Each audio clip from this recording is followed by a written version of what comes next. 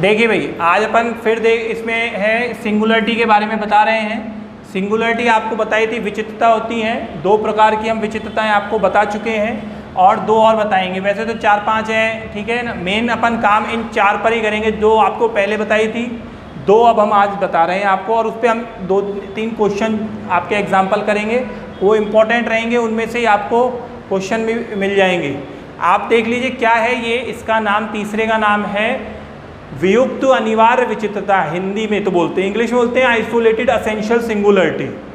इसके दो नाम हैं, शून्यों का सीमा बिंदु, लिमिट पॉइंट ऑफ जीरो, मतलब इसे हिंदी में वियुक्त भी बोलते हैं, शून्यों का सीमा बिंदु भी बोलते हैं। इंग्लिश में आइसोलेटेड असेंशियल सिंगुलरिटी बोलते हैं, लिमिट पॉइंट ऑफ जीरोज भी बोलते हैं। आप देखिए असेंशियल सिंगुलरिटी का सीधा सा था, असेंशियल सिंगुलरिटी के टाइप्स हैं। असेंशियल सिंगुलरिटी की FZ हम लेके चलें और उस पर हम Z टेंड्स टू A पर उसका मान निकालना चाहे, वो एग्जिस्ट ही ना करे, तो वो असेंशियल सिंगुलरिटी होती है। उसके ये 2 टाइप्स आएंगे अपने पास, एक तो वियुक्त और एक अवियुक्त, आइसोलेटेड और नॉन आइसोलेटेड।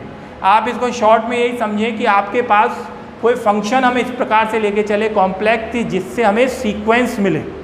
सीक्वेंस मतलब अनुक्रम मिले। अब आपके पास जैसे FZ बराबर Z+2 होता तो अब हमें सीक्वेंस थोड़ी मिलता भाई। FZ बराबर अगर Z+2 है आपके पास, यहाँ पर हम लिख लें,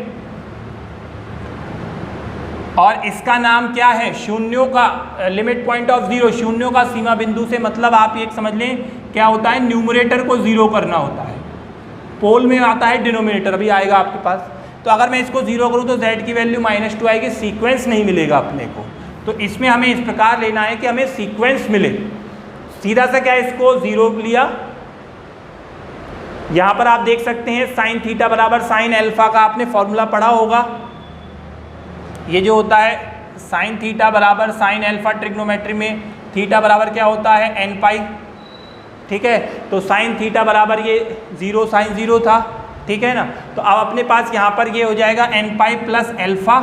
तो अल्फा हमारे पास यहाँ पे देखें तो क्या है आपके पास भाई, साइन 0 ये होता है, तो ये साइन 0 की तो होती है। तो आप अगर n पाई में जोड़ेंगे 0 तो भी क्या आएगा, वही रहेगा। और थीटा ये पूरा का पूरा उतर के वैसे के वैसे आ गया। यहाँ से हमने z निकालना चाहा, इसको पलटा, 3 + n पाई आया। n की वैल्यू जहाँ से चल रही है +-1 +-2 and so on, dot dot dot चलती जाएगी। आप यहाँ पे n बदलते रहिए, आपको क्या मिलता रहेगा, सीक्वेंस मिलेगा। सभी पदों में आपके नीचे n रहने वाला है, ठीक है। अब अगर मैं लिमिट ले लूँ, n टेंड्स टू इन्फिनिटी तक है, तो 1/∞ तो क्या हो जाएगा, 0 हो जाएगा। बाकी बचेगा क्या हमारे पास, क्या बचेगा, z बराबर 3 बचेगा। ये सीक्वेंस था, सीक्वेंस में ये लिमिट पॉइंट है। आप इतना लिमिट पॉइंट पे आप तो छोड़ दो, आप तो सिर्फ इतना याद रखो कि हम जो हमें फंक्शन दिया जाएगा उसके न्यूमरेटर को हम 0 करके सीक्वेंस प्राप्त कर लें। और सीक्वेंस में हम जब n tends to infinity limit लें तो हमारे पास जो z का मान आ जाए वही क्या होगा, उसी पॉइंट पर क्या हो जाएगी, क्या कहलाएगी, इसकी वियुक्त अनिवार्य विचित्रता। अभी हम ज़्यादा इसकी डेप्थ में नहीं जा रहे हैं, ठीक है ना, कि आपको भाई एक एक सिंगुलरिटी का बताएं, फिर असेंशियल क्या है, आइसोलेटेड। सिर्फ आपको सिंपल सा यही है, आप न्यूमरेटर को 0 करें और आपको एक सीक्वेंस मिल जाए, और उस सीक्वेंस में जब आप n टेंड्स टू इन्फिनिटी करें तो उसमें आपको जो पॉइंट की वैल्यू आएगी वो उस पॉइंट पर क्या कहलाएगी, आपके ये वाली विचित्रता कहलाएगी। ये z बराबर 3 पर हमें मिल गई।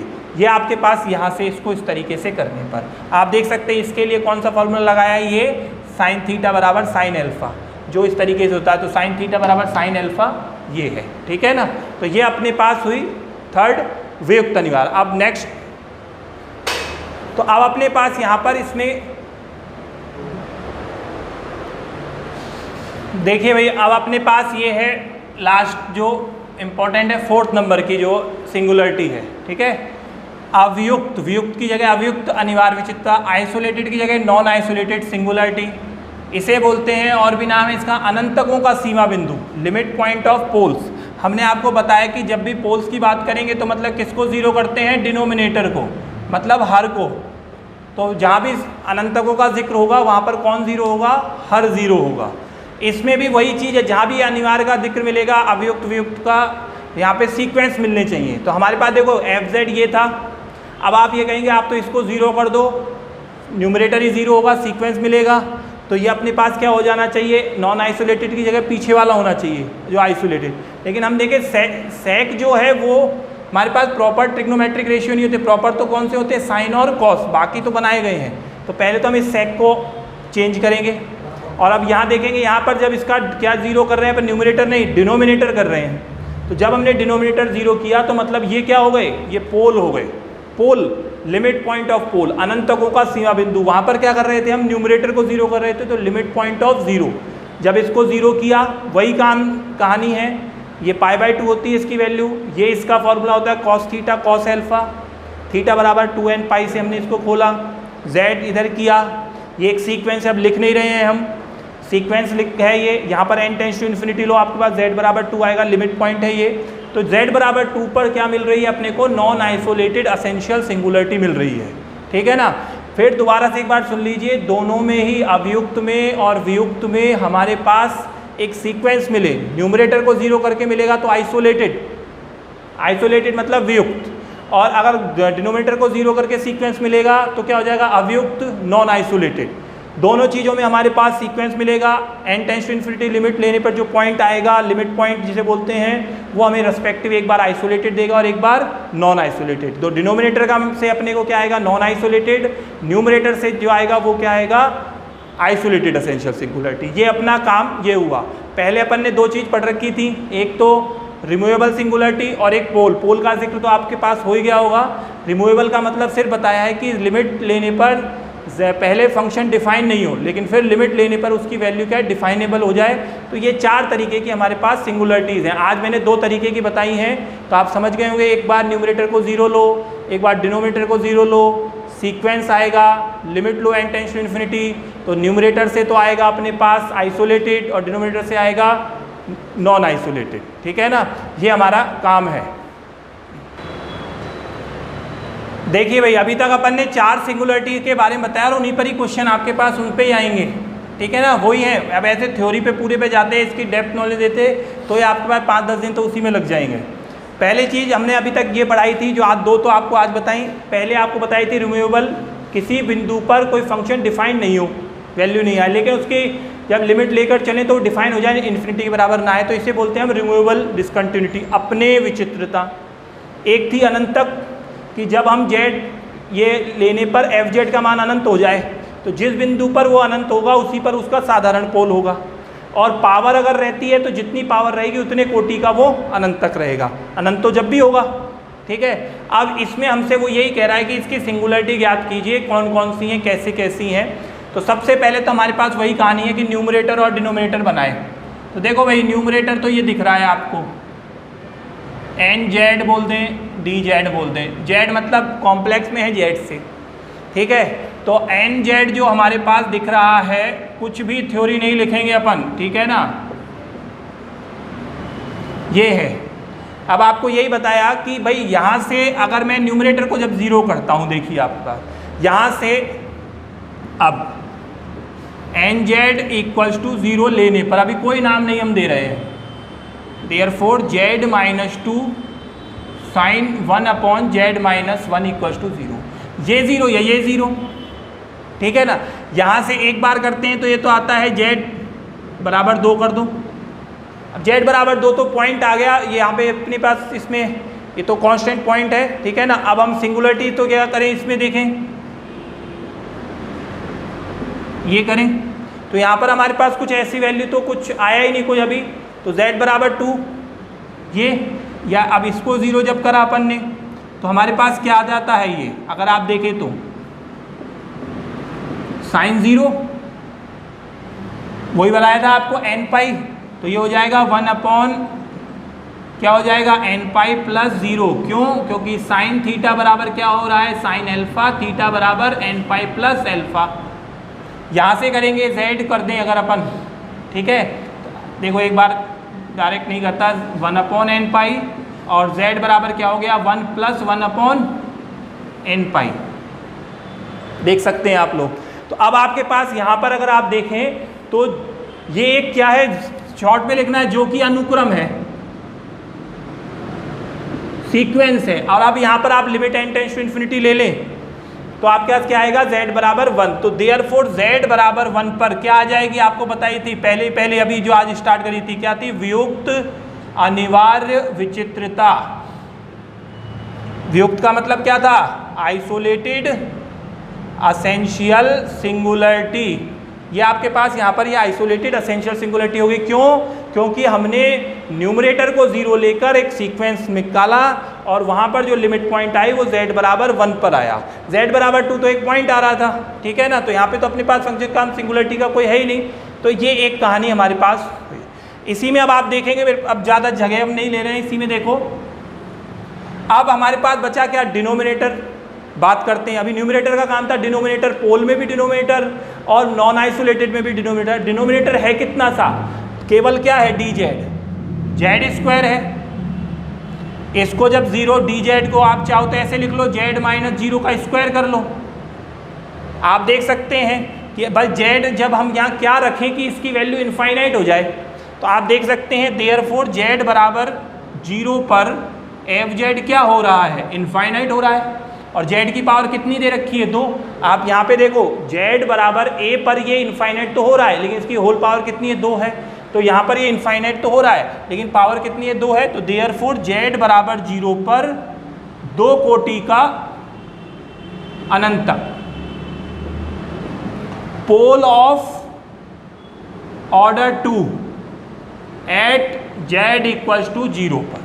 ये है, बाकी कुछ कहानी नहीं लिखनी है अपने को, रामायण नहीं, सीधा सा काम है हमारे पास।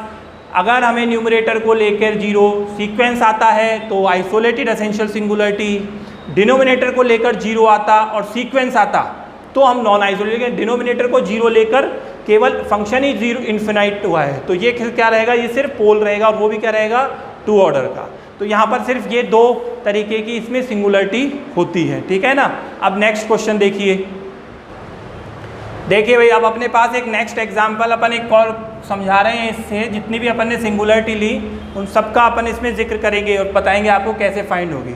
ये आपके पास एक फंक्शन है कॉम्प्लेक्स में fz जो दे रखा है, ठीक है। अब हम बारी बारी से हम देखेंगे कौन कौन सी सिंगुलरिटी हो सकती हैं। तो पहली चीज़ अपने पास पहला ही करते हैं कि हम ये देखें क्या fz का मान किसी पॉइंट पर नॉन डिफाइन आ रहा है क्या, ठीक है। तो देखिए आप अगर यहाँ पर देखें कि अगर मैं यहाँ पर वैल्यू रखूँ कि a to the power z ये होता है यहाँ पर, तो अब अगर आप यहाँ पे z की वैल्यू 0 रख दीजिए। यहाँ पे देखो e0 आप जानते हैं कितना होता है? 1। z बराबर 0 की बात कर रहे हैं, तो ये हो जाएगा 1 माइनस 1 तो 0 हो जाएगा। और यहाँ भी ये 0 रखते थे तो 0/0 नॉन डिफाइन। लेकिन अगर मैं इसकी लिमिट ले लूँ z टेंड्स टू 0 पर, तो कुछ मैं मान इसको निकाल सकता हूँ। कैसे? देखो e0 पर तो हमारे पास ये आ रहा था कि भाई z बराबर 0 पर fz आ गया, नॉन डिफाइन आ गया, ठीक है। अगर ये लिमिट लेने पर, सॉल्व करने पर कुछ मान दे दे तो ये क्या हो जाएगा? रिमूवेबल सिंगुलरिटी हो जाएगा। देखिए हमने क्या किया, यहाँ पे एक z tends to infinity fz लेके हम चले। हमने क्या किया, ये वाली जो टर्म है जो इसको 0/0 कर रही थी, इसको हमने अलग ले लिया यहाँ पर। बाकी जगह तो हमने 0 पुट कर दिया, यहाँ भी, और इसको हमने लिख लिया, ठीक है। अब आप देखेंगे ये वाली वैल्यू अगर आप लिमिट लेके सॉल्व करेंगे तो यहाँ पे मैंने कर रखा है ez माइनस 1z, ez मतलब e की पावर x का ये एक्सपेंशन है, ठीक है। इसमें हमने 1 से 1 कैंसिल करा, z कैंसिल होगा, तो आप क्या देखेंगे z स्क्वायर था वहाँ z हो जाएगा, z क्यूब था जहाँ z स्क्वायर हो जाएगा, सब में z चलेगा। और जब हम लिमिट लेंगे तो इसकी वैल्यू कितनी आ जाएगी? 1 आ जाएगी, नॉट इक्वल्स टू इन्फिनिटी आ जाएगी, जो कि ये होती है। तो मतलब अब अपने पास ये 1 आ गया, बाकी की ये वैल्यू है, तो ये अपने पास क्या है? नॉट इक्वल्स टू इन्फिनिटी तो है ये। तो ये जो भी ऑपरेशन हो रहा है किस पर हो रहा है? z बराबर 0 पर। तो z बराबर 0 के लिए कौन सी सिंगुलरिटी हो गई? अपनेन विचित्रता, रिमूवेबल सिंगुलरिटी। क्योंकि पहले नॉन डिफाइन आ रहा था, हमने थोड़ा सा ऑपरेट किया, लिमिट लेके चले, तो क्या आ गया हमारे पास? रिमूवेबल सिंगुलरिटी आ गई। बात कहानी खत्म। अब देखते हैं, अब हम आगे चलते हैं। अब हम दूसरी जो आपको बताई पोल अनंतक। अनंतक का मतलब होता है कि डिनोमिनेटर 0 कैसे हो जाए? 0 होगा जब ही तो क्या होगा? फंक्शन इन्फिनिटी होगा। तो देखिए एक पॉइंट पर एक ही सिंगुलरिटी हम मेंशन करेंगे, ठीक है। यहाँ पर देखो z की जगह हम 0 रख दे तो भी अनंत हो जाएगा, लेकिन z 0 पर तो हम रिमूवेबल आ चुके, छोड़ो उसको। यहाँ पर ये अगर यहाँ पर z की जगह 1 रख दूँ तो भी ये इन्फिनिटी हो जाएगा। तो मैंने देखा z बराबर 1 पर fz बराबर क्या आ रहा है? इन्फिनिटी आ रहा है, लेकिन इसकी पावर कितनी है? 2 है। तो मतलब ये z बराबर 1 पर क्या है? ये 2 कोटि का अनंतक है। फिर देखो ये 0 हो सकता है तो ये भी तो 0 हो सकता है, तो यहाँ से 0 अगर इसको किया तो मेरे पास क्या आया, z बराबर प्लस माइनस आयोटा। आप देखो जब आप -1 का स्क्वायर रूट लेंगे तो आएगा आयोटा और प्लस माइनस हो जाएगा स्क्वायर रूट में। तो यहाँ पर अगर मैं z की जगह प्लस माइनस आयोटा रख दूँ, देखो आयोटा रखूँगा उसका स्क्वायर करूँगा, आयोटा रखूँगा उसका स्क्वायर करूँगा, -1 होगा तो भी 0, माइनस आयोटा रखूँगा स्क्वायर करूँगा तो भी आयोटा स्क्वायर उसका भी -1 वो भी 0, तो फिर इन्फिनिटी हो जाएगा। तो z बराबर प्लस माइनस आयोटा पर भी क्या होगा, fz इन्फिनिटी होगा। लेकिन चूंकि इसकी होल पावर नहीं है तो इसे क्या हम बोलेंगे, सिंपल पोल, साधारण अनंतक।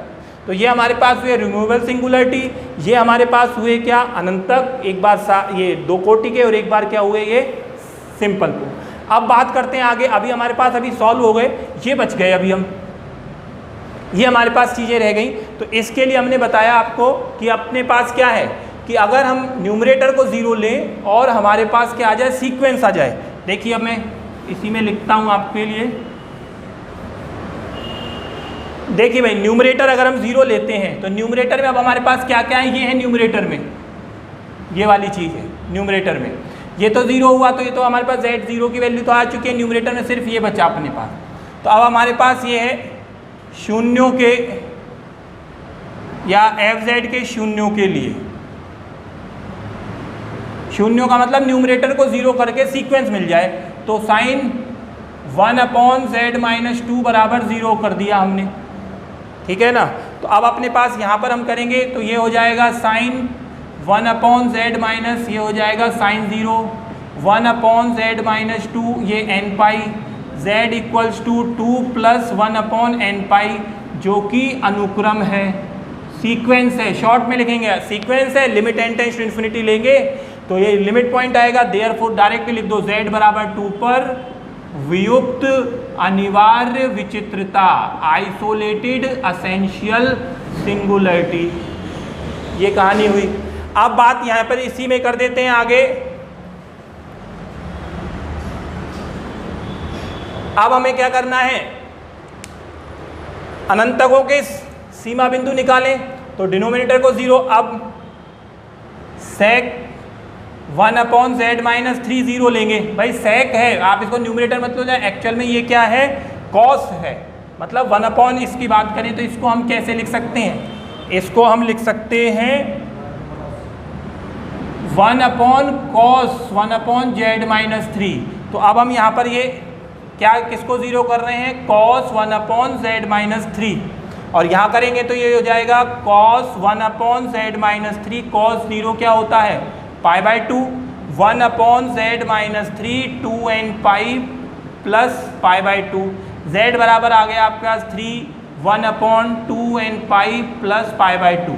अब आप लिमिट, ये अनुक्रम आ गया, यहाँ पे भी अनुक्रम आ गया, limit n tends to infinity लेंगे तो 0 सारी चीज़ें, देयरफॉर z बराबर 3 पर कैसा हो जाएगा, अवयुक्त अनिवार्य विचित्रता, क्या हो जाएगा ये, नॉन आइसोलेटेड असेंशियल सिंगुलरिटी।